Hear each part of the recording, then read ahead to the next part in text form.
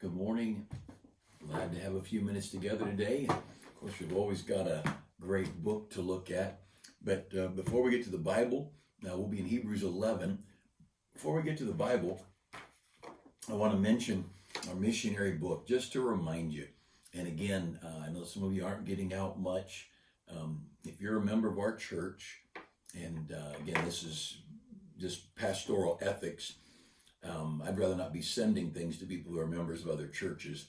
That's just appropriate respect for your pastor. But if you're a member of our church, or you attend our church and you'd call me your pastor, we want you to have one of these. If you didn't pick one up at church, stop by and get one.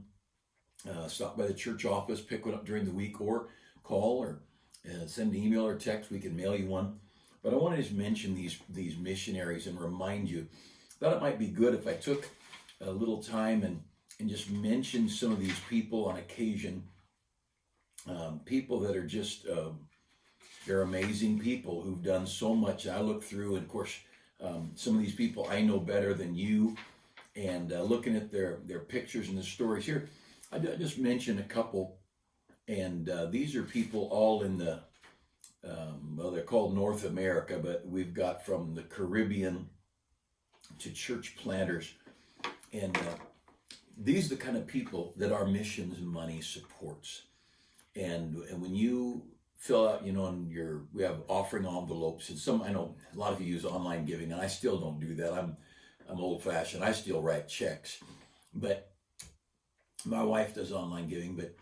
But when for me, or in the offering envelope, when I put money in and mark it for missions, when my wife will do online giving designated for missions.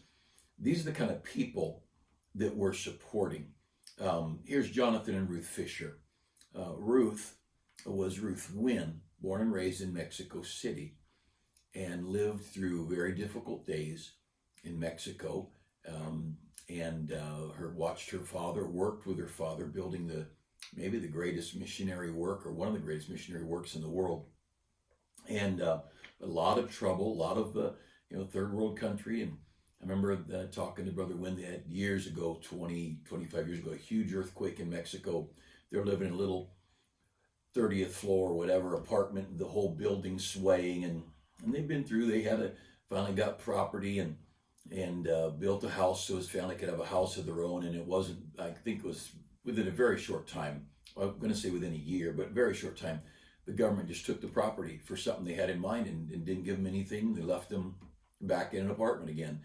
And so yeah, that's Ruth. She marries Jonathan Fisher, who's the son of Pastor Doug Fisher at Lighthouse Baptist in Lemon Grove, San Diego area. And this great couple, just a great couple, and they have packed up. So there's a San Diego boy and a Mexico City girl packed up and gone into the interior of Alaska. And they're working out of a church in Juneau, but they're going inland to these little villages that no one's going to go to start churches, and they're leading people to Christ, and quite a ministry. And they've got 3 little ones right now, if I remember right. There's 3 in the picture, and I think that's all for the moment. Underneath them, Arthur and Odine Harris. Now, Arthur Harris and I were in school together. So this is in the late 70s, early 80s. I think he might have graduated a year before me, but around 1980, he graduated. He and his wife pastored in West Virginia. And then somewhere, I can't remember when along the way, he really believed God had him go to the Caribbean. And so he goes down to the Turks and Caicos Islands and starts a church, builds a good church, but his wife ends up with cancer and wrestles with it for a long time. And finally, coming home to the States, spends quite a bit of time here, and not years, but maybe a year. And I'm not sure all the details. It's been a while. And Mrs. Harris passes away. And so now he's what do you do?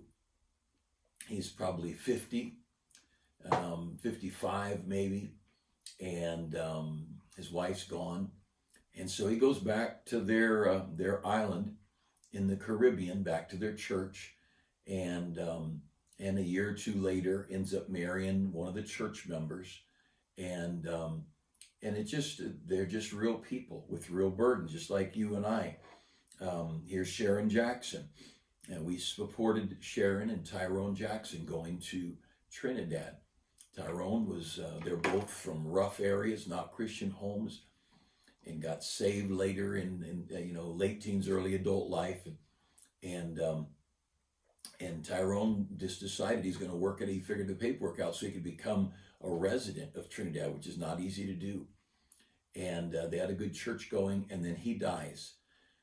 And now what does Sharon do? Their kids are grown, and they're all in the States, and she has been back and forth, and her plan, she has been back there with COVID. Things are a little messed up, but she said, I'm not going to let my husband's efforts to get us residence visas have that go to waste, and I'm going to go down and keep working with the church. She's not pastoring, obviously, but here's a single, lovely Christian lady, godly Christian lady. When she's here in our area, she'll go soul winning with us.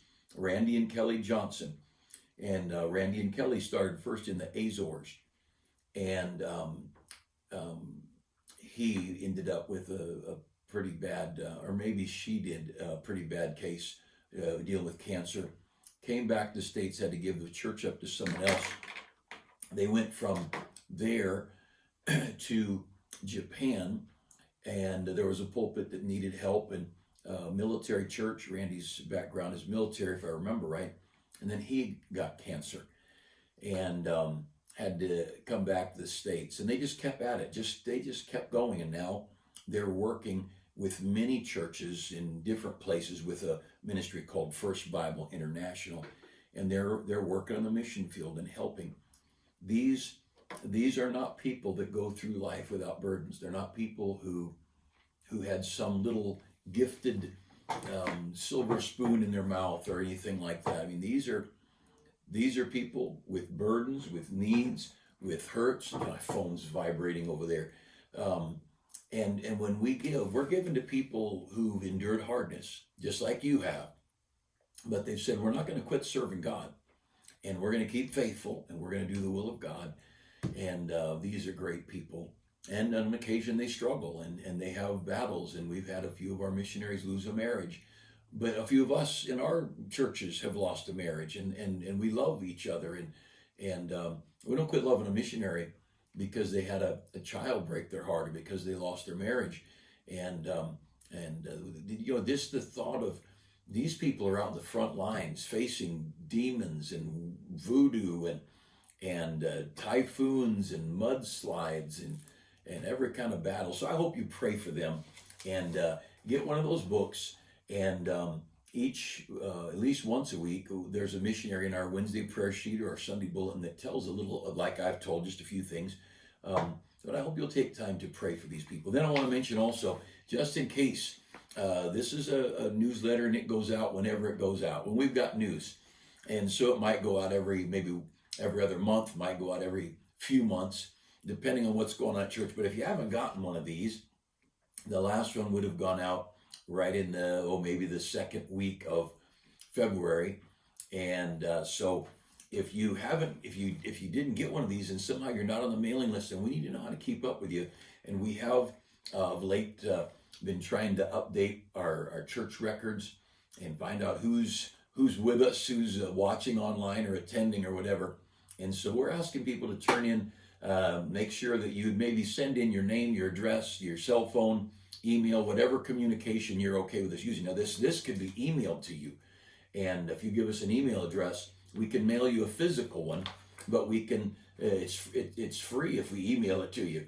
And so, but whatever's good for you. I know some of our college students, they said they would like, even though they're the digital millennials, that they'd normally look at things on their phone. They say, but a paper one we can give to our friends.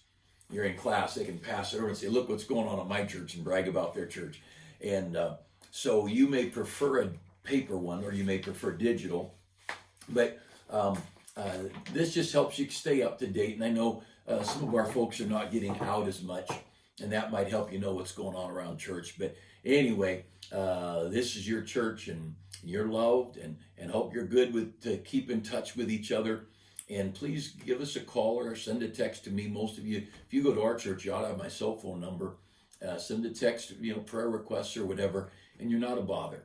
And we're happy, more than happy, to be a help in any way we can. In the book of Hebrews, chapter 11, and I really debated bringing these thoughts to you this morning.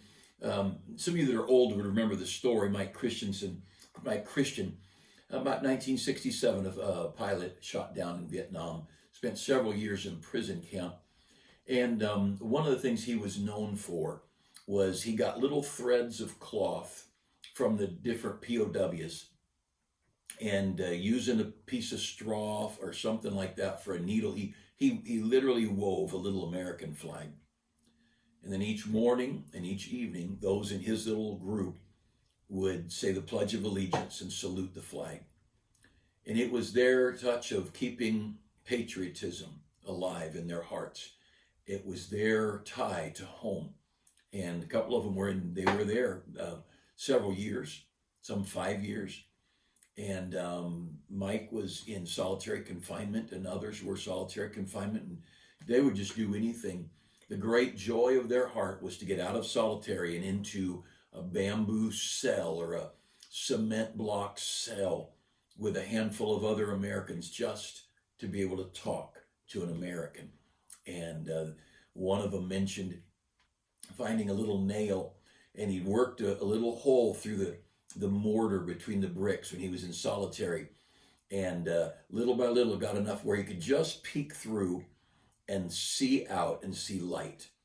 And sometimes he could see somebody walking by, and he'd stand there forever, just looking to get a little glimpse of life and how precious fellowship was, and how and you're not talking about Christians. These are just sailors, soldiers, probably not many sailors, but there would have been some, but in this case, Air Force.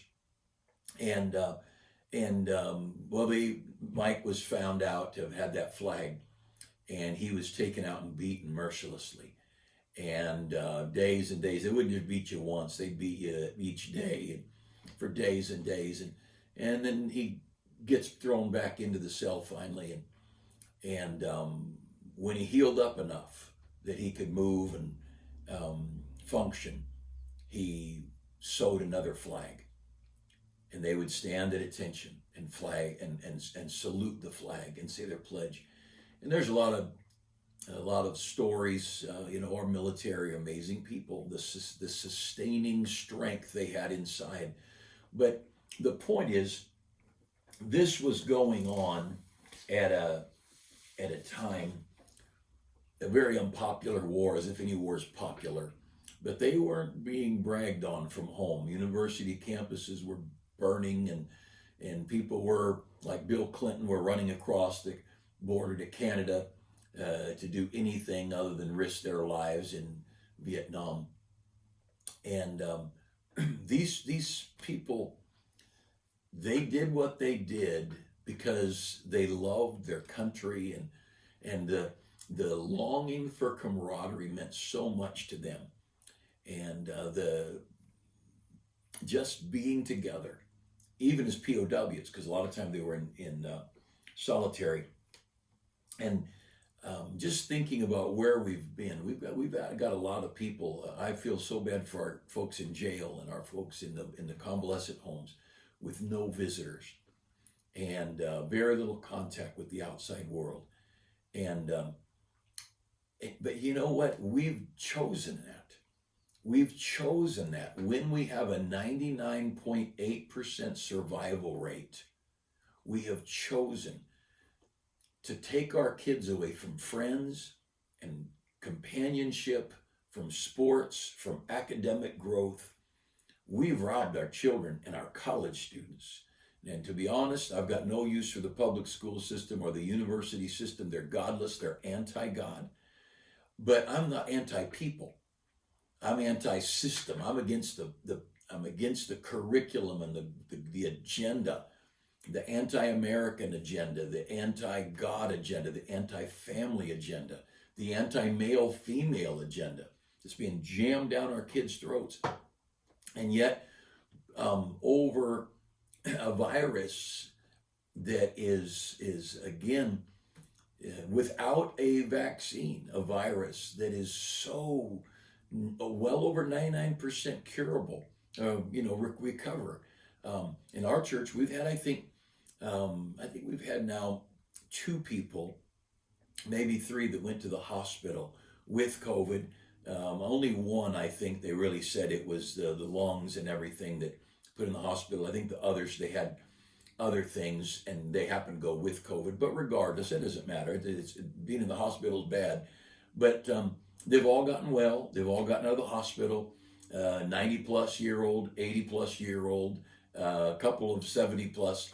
And they've gotten well. And I look at Mike Christian there in Vietnam, willing to get out of a terrible beating after being beaten beyond anything you and I could imagine, and tortured, thrown back into a cell, that he'd make that flag and stand up again and salute that flag with his guys, the camaraderie they had there.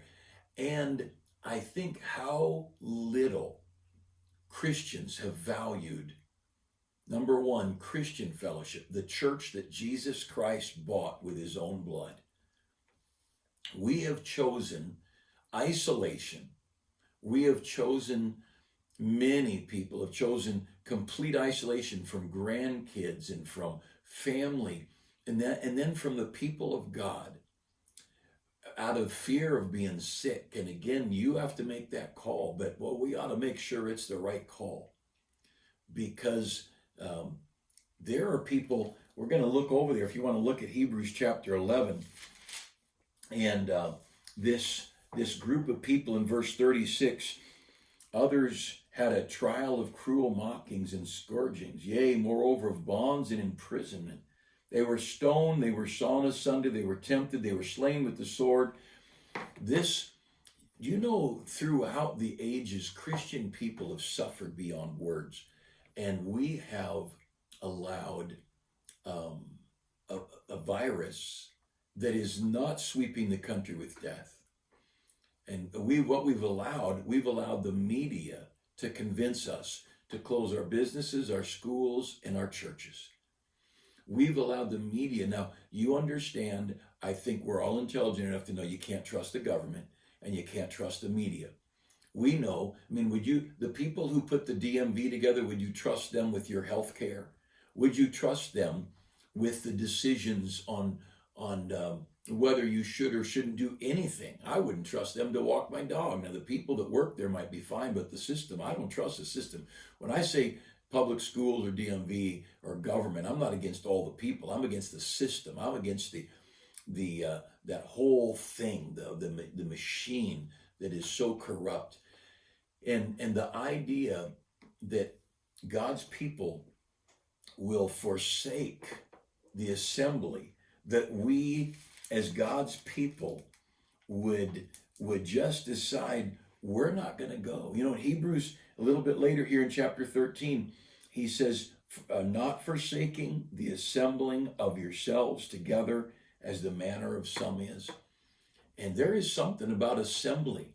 I think children, unsaved kids, I think there's something important about being together. God doesn't intend us to be isolated. In the military, I've talked to our Marines more than others because I was early on in our ministry, spent a lot of time in the Marine base, and Marines don't go anywhere alone, what I was told. If they can't find someone to go to the chow hall with them, they won't eat. They're going to go together. They're always together. And part of their training and the importance of being together, and family gatherings, Thanksgiving, Christmas, birthdays, anniversaries, and for the child of God, it's even elevated more, the vital role of assembling, of getting together with the people of God. It is so important, just beyond words. And we found ourselves in America letting this government isolate us and take us away from one another. I'm in Psalms 133 here, and I'm just saying it's not good to be alone. It's not good. There are people in our church. They're healthy and they work, and and some of them are retired with health problems. It happens with retirement in later years, but it bothers me when people are alone. I think, what if they fell and hurt themselves, and they don't have any kids to check up on them or whatever? Because we've got some people in our church that they really are pretty alone, and they're together and nice cars and nice, they to me seem healthy. Well, what if they fell and broke a leg or whatever? And I was teasing somebody the other day. I said, what if you fell down, hit your head, and I didn't find out for days or weeks, and the ants ate you? And that's a gross story, but I care that people are alone. But you know what? God designed us to be together. Look at Psalm 133 and verse 1. How good and how pleasant it is for brethren to dwell together in unity. It's a pleasant thing. It's a good thing to dwell together. And this taking us away from all contact with people, that is discouraging emotionally and mentally, and I believe it's not good physically. That's just my opinion. I could be wrong. But this is what God says. When brethren dwell together in unity, verse 2 of Psalm 133, it's like the precious ointment upon the head that ran down into the beard, even Aaron's beard that went down to the skirt of his garments. The anointing oil was a picture of the Holy Spirit when the high priest was anointed. And he said, when brethren dwell together in unity, it's like the anointing of the Holy Spirit. It's that power, it's that sweetness, it's that purpose of heart. There's something spiritually dynamic about brethren getting together. And I've talked a little bit about this before, but I want us to all understand this is no casual thing. This taking away of fellowship and companionship and camaraderie. It's not physically good. It is not good for the emotions, for the person, just the inside person, saved or lost. But child of God, if you're saved, you are needed and you matter. And when brethren dwell together in unity, and again, I don't want to be, everybody's got to make their own decision. I'm no doctor and I'm not prescribing anything. I'm just telling you this. If I knew that sometime in 2021 I'd get real sick and it would take me weeks, 2 or 3 weeks or whatever, to get over that. And that if I isolated myself from everybody, that I might avoid being sick, you know what? I would do my normal day. I'd run my normal course. Now I'm fairly healthy and I'm a youthful 63, but I'm not gonna stop doing the things that God asked me to do to keep from getting sick. If someone said, you know what, if you keep running the schedule you run, keep hanging out, you're gonna die in 2021. I would say, let it happen. Don't tell me what day. Look, I'm not afraid of dying. I'm afraid of pain. And I sure don't want a garden hose stuffed down my throat. My wife and I talked about that when this thing first started. If we get so sick we got to go to the hospital, number one, we won't go. And number two, if somehow we end up there, we refuse to have a garden hose shoved down our throat. Now, that's just us. And obviously, you need to do what you want to do. But you know, what is life? Life is people and relationships in God. The two great commandments, love God and love your neighbor. And I just want to challenge you, there's nowhere in the Bible it says to love yourself. It says we are to love our neighbor as ourselves because God knows how much we love us. But we're not supposed to love ourselves. Husbands are to love their wives even as their own flesh. Why? Because men are very self-centered and men love themselves a lot. And so God says, look, you know what, you love you, that's how much I want you to love your wife. But God doesn't instruct the men to love themselves. We're to love others. In fact, we're to lay down our lives for others. And I just want to tell you, you matter. And I encourage you to be on the phone and text and email and get as close to fellowship. And I just tell you what, as a grandpa, I wouldn't stop seeing my kids and my grandkids.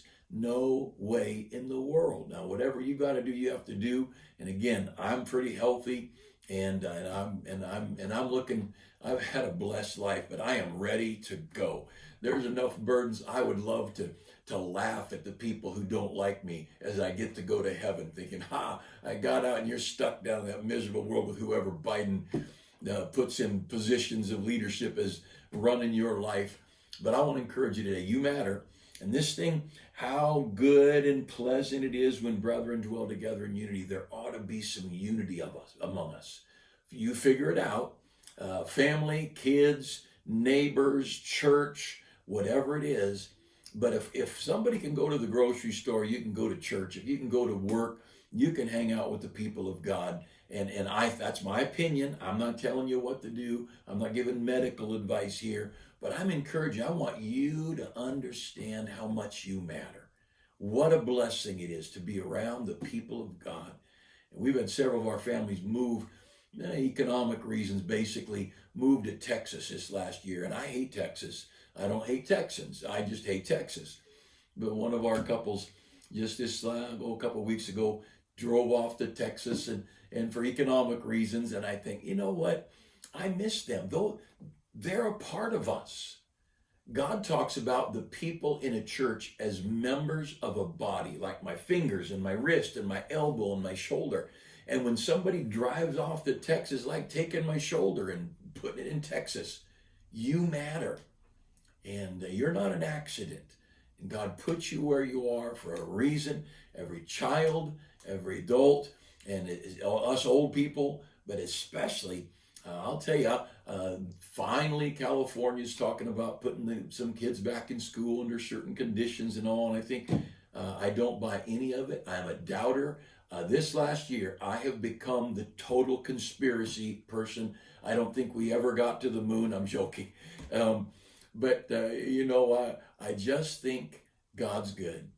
And the Bible's good. And the people of God are good.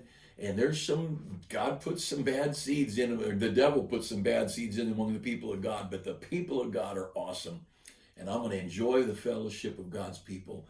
I like Sunday morning. I teach that class out in the parking lot. And just maybe a dozen to 15, 18 people come, sit outside their cars or in their cars. I like going car to car, seeing my friends. People matter, and you matter. And I hope you have a great day. Thanks for taking a few minutes together, and let's be good to people. No, you have no idea. I have no idea the burdens people are carrying. Let's be good to people. The second great commandment is to love your neighbor as yourself. So let's be loving of people today as we cross through whatever God's got before us.